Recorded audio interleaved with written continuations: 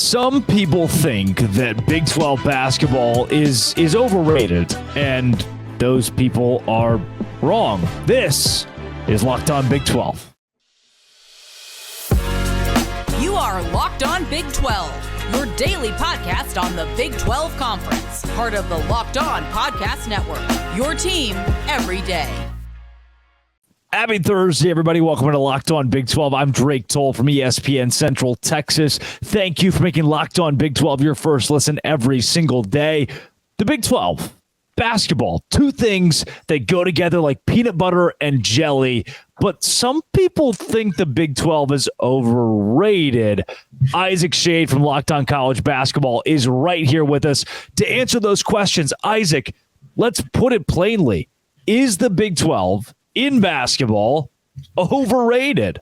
First off, Drake, where did this whole thing come from? I feel like exactly that. Yes. It's like the whole, I didn't know, the whole thing with women asking their husbands what they're thinking about. And it was like Rome, like that whole thing. I feel like this popped up like that, where I was like, who started talking about this? A, I'm never thinking about Rome. And B, of course, the Big 12 is not overrated. Come on, what are we doing? This conference is phenomenal. Andy Patton, my co-host, and I, in our Big 12 preview ahead of the season, our big question was, does adding these four teams this season, being, the new four teams that are coming in, does it muddy the bottom of the 100%. Barrel? Or does it make this better this awesome number one conference already better? Because one of the issues, as you look at a historically great conference, let's just say ACC, one of the reasons that they are fifth right now at KenPom in terms of conference ratings is just because of the poop at the bottom of the conference, Louisville and Notre Dame and these teams weighing it down. That was one of my fears for the Big 12. And in football, 100% we saw that come to fruition, where the new teams were frankly not great, Drake, as you well know from covering it in close proximity. But basketball has been a wholly different story, where outside of Houston, Cincinnati, I think, has been better than expected. BYU has been better than expected with some regression in Big 12 play. And UCF has won some games. They beat Kansas at home, right? And so the Big 12 newcomers have added to this already elite conference. And so for me, it's like a silly question, Drake, that I don't even know why we must address. I am confused, Isaac, why major college basketball outlets would A, support the idea the Big 12 is overrated, or B, even ask the question. It feels so clickbaity or asinine that you'd have to, in football, right? The SEC is king. Is the SEC the best conference in football? To say the SEC is overrated, to me, is something that doesn't make sense. The Big 12, in my mind, in basketball, is what the SEC is in football. Am I wrong in that comparison? No, I think that's the perfect way to put it, especially on a Big 12 show where, we're thinking, probably most people are thinking football first. Right. And it's like, what a happy thing that basketball is king, right? No, that's a great way to look at it, because it is, we would say, it is objectively foolish to say that the SEC as a conference is overrated in football. And the same is true here. And I think even more so because it's not just some one-off or 2 or 3 year off thing for the Big 12. There's longevity to this thing that's popped up year after year after year. And, whether it is, because some people will look at the non-conference strength of schedule, and a lot of the Big 12 teams have not really challenged themselves as much in the non-conference schedule. But guess why? Because they're going to have to play 18 games against each other in Big 12 play. And so they, have figured out okay, here's how we kind of get the computer algorithms to love us real hard. And they've done it.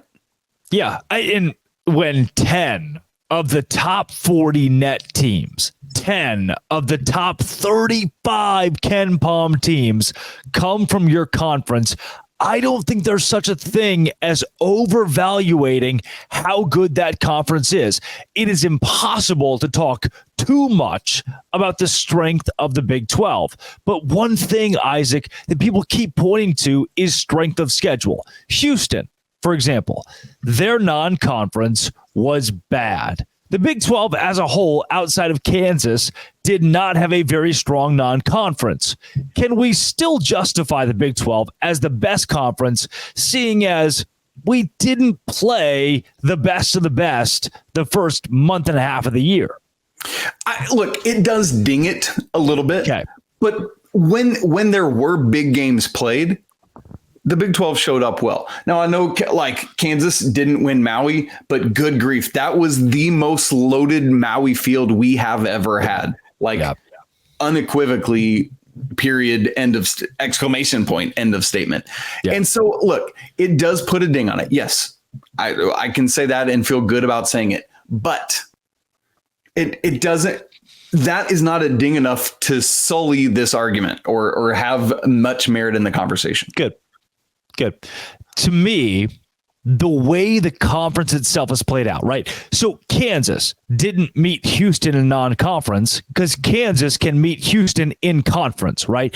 Baylor did not meet a BYU even in non-conference because Baylor meets BYU in conference. And Isaac, let's go there. For a BYU, which we'll hone in on in the show later, sure. For a BYU, a Cincinnati, a UCF, and a Houston, you and I had this. We had this talk 3 months ago. Those teams will muddy the conference. The bottom of this league will muddy the conference, and that hasn't been the case. Does that mean this is the best version of the Big 12 that we have seen because of the strength of the added programs, as well as Texas and Oklahoma showing at least positive flashes? To a degree, yes, but I don't. What's interesting to me right now, is outside of Houston, there isn't a team right now, and I'm including Kansas in saying this, that I would consider truly elite. Now, and most conferences are going to be that way. Most conferences I can look at and say there is one, maybe two elite teams here and there. And so that's not a bash, but typically it's like that one elite team, Kansas, is running away with this thing. Right now, we're all jumbled up. I think part of it is just the landscape of college basketball in totality right now, if I can zoom out beyond Big 12 for a second, because as we have the transfer portal, in college football, we don't see as much variability because of the roster size and how many guys there are. In college basketball, if you bring in 2, 3, 4, 5 transfers, 3 of them are in your starting lineup, it's just going to take longer to gel. And so, Drake, one of the things that I have noticed last college basketball season, this college basketball season, is there's just more teams losing games you wouldn't think they would ordinarily lose. For example, on the season, top 10 AP teams on the road at unranked teams nationwide have a winning percentage under 500. That should not be the case. But that's part of this. And I think it's why part of what allows a UCF, even like a West Virginia and an Oklahoma State to win some games that you wouldn't expect, not even just the new teams. And so there is some of that. Now, you mentioned Texas, man, they've struggled right now and kind of fallen. But there's been good moments. I mean, my goodness, Max Asmus over the weekend, Max Asmus 13, TCU 2 in the final 4 minutes of that game. So even Texas is highly capable. But it's a weird time to be alive. I think that this year in college basketball, we have separated ourselves from the normal conversation of who can win a national championship and instead have a conversation of which 20 teams are in the conversation that could be a Final Four caliber squad or a national champion. And that shows the parity in college basketball currently. Look, Clemson. Locked On College Basketball, I'm sure, has had a hard time with how you categorize a team like Clemson, and it shows the depth of the overall college basketball landscape in 2024. Isaac, let's go there next. Who in the Big 12 can win a national championship? Is there a Clemson-esque team in this conference? This is Locked On Big 12 and Locked On College Basketball, your team every day. Today's show is brought to you by FanDuel. FanDuel is where I go when I want to make money. The Super Bowl is coming up. And what do? I go to FanDuel because FanDuel is the apex, the number one place, the best sports book in America when it comes to the best lines and you making money. See, I like a little dough on the side. If you do too, get a W or 2 or 3 with which player will score a touchdown, Isaiah Pacheco, or how many points will be scored, all of that and more for Super Bowl 58 at FanDuel. New customers, great deal. Join today, get $200 in bonus bets for your first bet of $5 or more if it hits. $200 in bonus bets if your first bet of $5 or more hits. FanDuel.com/lockedon to sign up. FanDuel.com/lockedon. You can be the king of Super Bowl 58 at FanDuel.com/lockedon. With every moment, make every moment with FanDuel, the official sports book of the NFL. Isaac, the Big 12.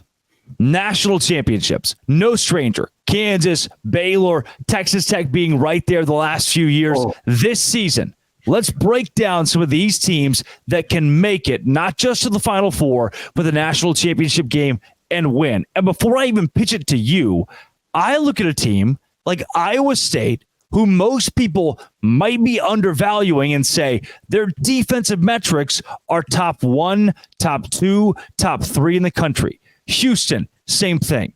BYU, their offensive metrics, top 1, top 2, top 3. Kansas, complete. Best starting 5 in the country, in my opinion.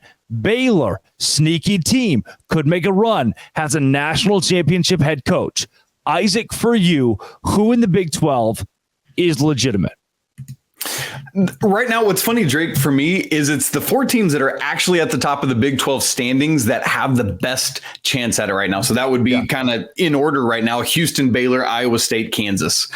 There are other teams with stuff like you talked about Texas Tech, who was at the top of the league ledger there for a little bit, which was wild to me. They were ravaged by some sickness this weekend. That's tough. And going into their games, like you talked about BYU's offense. Unfortunately, with BYU, the defense just isn't strong enough, quite frankly, to get them into national championship conversation for me.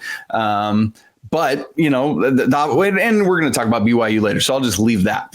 But as I look at those 4 teams, what's interesting is historically, there's some KenPom data and some 3-point shooting data that helps us sort some of these teams. All right. So in the KenPom era, which dates back to the 98-99 season, we've had 24 champions in that time. Of those 24 champions, 21 of them have finished the season top 10 in KenPom offensive efficiency, and literally all of them have finished top 22 in KenPom defensive efficiency. Now, hear me say that is the final number at the end of the day. So obviously, it's going to grow. That efficiency rating is going to grow as you make your way through winning 6 games in a row, right? Like that's just logical. But so what we have right now is a snapshot in time. The other thing is, Drake, in the 3-point era, which dates back to the late 80s, there has never been an NCAA champion with a 3-point percentage under 33%. So that is like, you can go ahead and look at teams around the nation. If their 3-point percentage is under 3%, rule them out right now. Now, the good news for these top 4 teams that I'm talking about, Houston, Iowa State, Baylor, and Kansas, they all 4 meet that 3-point shooting threshold. So check, right? Like we can sign off on that. In terms of the offensive and defensive efficiency, you talked about Houston's defense. It's number 1 in the nation right now at KenPom. The offensive efficiency is 20. That is outside of the top 10, but there are a few outliers, three outliers that were outside the top 10. And so Houston right now is in that outlier range, but could grow, could absolutely grow and get better. You know, like with LJ Cryer, you know, thoughts to you on that transfer situation. Right. So there is hope for Houston's offense there with him and Jamal Shed and everything they can do. Yeah. With Baylor, it's the opposite. The offense, phenomenal. Baylor's offense right now, number 4 in the nation at Ken Pom. Yeah. But my dude, the defense, just like last year, is 75th right now at Ken Pom. Yeah. That's Kentucky's Achilles heel right now. Kentucky's defense is outside the top 100. They cannot win a national championship with that. Same for Baylor. If they can tighten the screws on that thing, though, Coach Drew's team can get it going. As you look at Iowa State, it's the same kind of thing. The defense is in a good spot, as you said. The offense has to get better. With Kansas, they're just floating right there with both offense and defense. As you said, best starting 5 in the country. And what's interesting, this is a conversation that we have had a lot this season because as all the Big 12 folks know, the foursome that you knew and trusted and believed, DeJuan Harris, Kevin McCullough, KJ Adams, and Hunter Dickinson. It's like, of course, duh. And then I figured coming into the season, well, it's either going to be Elmarco Jackson or it's going to be Nick Timberlake, and we'll just wait and see. And then finally, both of them have just been, frankly, not good. Yeah, and that has hurt Kansas, especially because, as we all know, Bill Self doesn't utilize his depth a ton. But now, my man Johnny Furphy has found his way. I know we had a slow game on Monday in the loss at Kansas State. True. But outside of that, if he can continue to be consistent, then Bill Self has something, and that starting 5 can go with anybody. So I'm really curious to see what Kansas can do as he gets even more ingrained into that starting lineup. But that's the question. Can we trust a reclassified Johnny Furphy to be strong for 6 straight games in March to get you to a national championship game? That is a big if, but one that I'm really excited to watch. Of those 4, Isaac, I don't mean to make you answer the if, but of those 4, is Kansas still number 1? For me, the difference is this. That man whose name I just invoked, Bill Self. Bill Self, to me, is the single best college basketball coach in our nation right now. Wow. That, to me, is enough to get you there, right? Yeah. Like he knows the strings to pull and the buttons to push. But I tell you what, my man, Kelvin Sampson is right there behind him. So if I were ranking what I expect out of these teams in terms of possibility of winning a national championship, if I tiered those 4, I would go Kansas, Houston, Baylor, Iowa State. Wow. Isaac, I know we're talking Big 12 specific, but let's go the whole country too, right? The Big 12 being the best conference in college basketball, in our opinions at least, is something that's huge, but the bits and pieces, the details of that start to me with a BYU who's been surprisingly good, or a Cincinnati who's won some games they haven't been expected to even be in. Let's go there next. How good are these teams actually on Locked On Big 12, Locked On College Basketball, your team every day? Today's show is brought to you by Game Time. The Game Time app is where I go when I need tickets, and it's not just for sports. A concert's coming up. I want to go to the concert. Or, I got this big comedy show coming up. I want to go to the comedy show. I live here in Savannah, Georgia now. I'm Eastern time zone. Everything's late. Everything's tougher to get tickets. It feels like, right? But not when Game Time is to the rescue. Game Time is the only ticketing app that gives you complete peace of mind with your purchase. View the seat, view the entire section before you buy, and talk about, wow, right now, an extra $100 if you were there for the big game in Vegas. Wouldn't you love that? You yourself getting $100, a great dinner, put it toward a great dinner. That $100 you save, put it toward a hotel. All of that, FanDuel's got you covered. Right now, take the guesswork out of buying tickets with Game Time. Game Time users get $100 off a big game with code VEGAS100. All caps, VEGAS100. Terms apply. Download the Game Time app. Use code VEGAS100 for $100 off a big game ticket. Or if you're not going to the big game, use the code LOCKEDON for $20 off your first purchase. Download Game Time today. Last minute tickets, lowest prices, and those are guaranteed.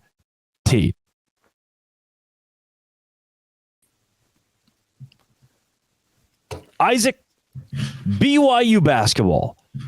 Help me make sense of what the offense, right? The Big 12 script is defense. And Mark Pope says, I want offense. Screw it. That's right. Screw it. And it's working. It is. It's those Kentucky roots coming through, my dude. They're, no, here's the thing with BYU. It is a unique system. And I think that's not just the fact that they're leaning into offense, but that they're doing so in a unique way. Like, for example, they take they have in total this season, they have the third most 3-point attempts or second most 3-point attempts, third most 3-point makes. And they're 65th in percentage, right? Which doesn't sound all that great until you remember that there's 361 teams in Division I. So shooting that many at a 36% clip, that from an effective field goal percentage is phenomenal. Now, albeit, let's say that there is a lot of variability in it, even though you are shooting it at a 36% clip, there are some nights, man, when those threes just will not fall, and the defense has to be there to back it up. BYU's is okay, but it is not Houston or Iowa State level good, right? Yep. And so that's part of it with me for BYU. I mean, they not only are they scoring a bunch, but they share a bunch and they rebound a ton. Mm-hmm. So not only are they, doing everything we talked about with threes, BYU is second in the nation in assists per game, 19.8, Drake.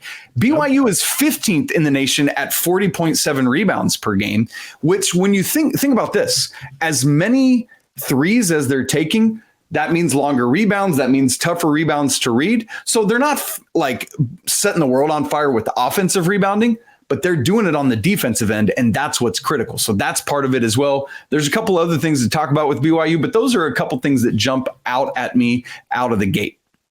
BYU is still below 500 in conference play in the Big 12. Now, Isaac, I think there's leeway for at least their top 25 and below 500 in conference play, which you can't do in the West Coast Conference. But in the Big 12, you can. And there are Big 12 teams that will finish a game or two below 500 and still make March Madness. Right. BYU could be one of those. But with Kansas State at home, UCF at home, on the road against Oklahoma State, 3 very winnable games. To me, Isaac, that shows this isn't fool's gold. This is going to continue for BYU, and they're not just a tournament team, but a team with an offense good enough to possibly make a run. Is BYU a lock for March and a team that could be scary? I would say no to the first and yes to the second. Okay. And here's why. With that word lock, I take that always literally, meaning if this team lost every game they played until March, are they definitely in? There are teams right now that could lose literally, if UConn lost literally every game they played the rest of the way, they would still make March Madness. So that to me is lock status. Now, so I don't think they're a lock, but I do think they can be dangerous. Here's part of why. One of the big giant killers traits of a March Madness team is a team that shoots threes at a high level that could get hot on any given day. And given everything we just said about their 3-point attack, that makes them an incredibly dangerous team and a team that no one is going to want to see show up in their bracket. Now, part of it, Drake, right now, one of the things that helps in a big way is the Marriott Center, dude. Going to play there at elevation. Yeah. Do not underestimate how difficult that is. And also, you mentioned the West Coast Conference a minute ago. Mm-hmm. I think they are overlooked as well. And there are teams in the West Coast Conference, BYU included, prior to this year, who were legitimately really, really good basketball teams, like St. Mary's is right now, like San Francisco is at times. And going to win at the Marriott Center for Gonzaga was always insanely difficult. And the same is going to be true in the Big 12 for them. And part of it, another reason that BYU could be dangerous is it's not just one dude that they have to rely on to go off. BYU has 6 players averaging double-digit points, 7 averaging 9 or more. And so that is also, to me, a reason that they could be trouble for a team come March, because it could come from anywhere. I mean, the names most people know, you think about it, Drake, are Dallin Hall and Fusini Traore, and Noah Waterman. They're not even none of those 3 are your 3 leading scorers. They're 4th, 5th, and 7th. And so Mark Pope's team is definitely dangerous. It's surprising to me that BYU has found such depth in the scoring department. And I also think, Isaac, and I won't give you a chance to respond on this because it opens a Pandora's box, but BYU to me is like a Furman last year.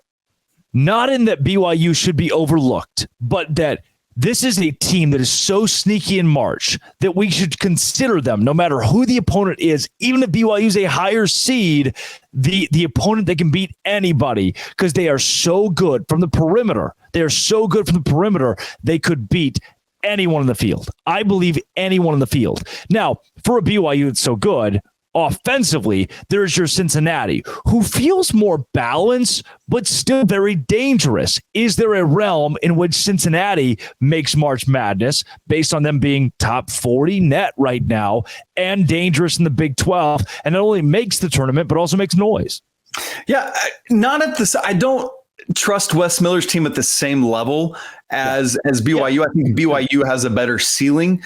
But and part of that is Cincinnati's lack of offensive capability. I mean, it's like the defense is there, and that's been a staple of Cincinnati basketball for a long time, back to Mick Cronin days.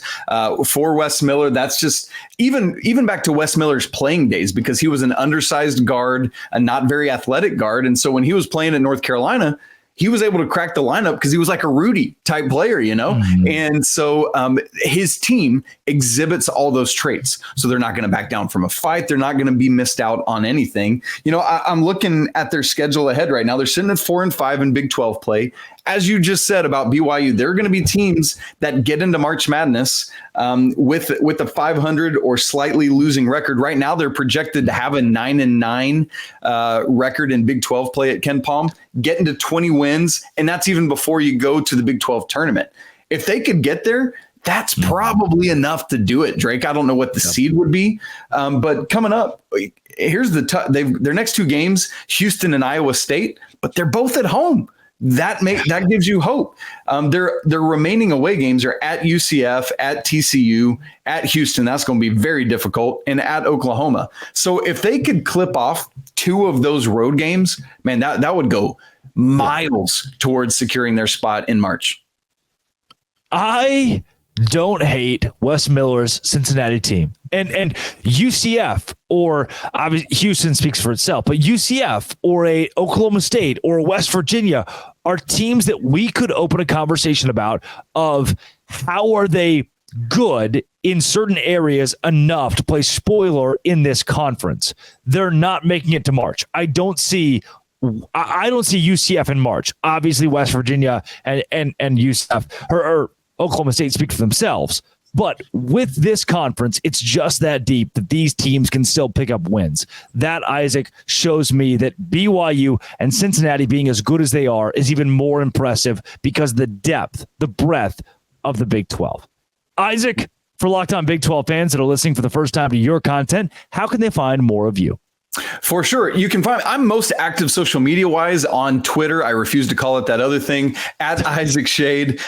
Weirdly, my last name has a C in it because it's German and it means what a pity. So deal with that. And you can find me. I'm the co-host of Locked On College Basketball. We are every day. I have a great co-host, Andy Patton. He's a baller. Love hanging out with him all week long. And then I'm also the host of Locked On Tar Heels, where we are reeling from a loss to that Clemson team we talked about earlier right now. 100%. That's Isaac Shade, Locked On College Basketball. Drake Toll from ESPN Central Texas with you on Locked On Big 12. Come back tomorrow. We will talk more basketball. It's going on all across the country, and we'll give it all to you. This has been, and always will be, Locked On College Basketball. Thanks for making us your first listen every single day, and Dose Grande.